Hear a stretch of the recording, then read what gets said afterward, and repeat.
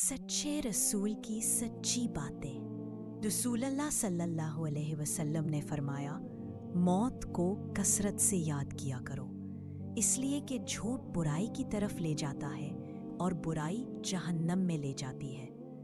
आदमी झूठ बोलता है और झूठ में लगा रहता है, यहाँ तक कि वो अल्लाह के रब होने पर, इस्लाम के दीन होने पर और मोहम्मद सल्लल्लाहु अलैहि वसल्लम के रसूल होने पर राजी। वो उसके लिए जन्नत वाजिब हो गई।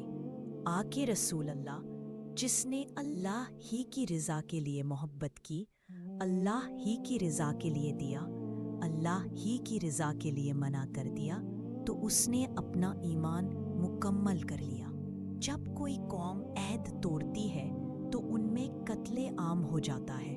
जब किसी कौम में फहाशी आम हो जाती है तो अल्लाह ताला उन पर मौत को मुसल्लत कर देता है। जब कोई कौम ज़कात की अदायगी रोक लेती है तो अल्लाह ताला उनसे बारिश रोक लेता है।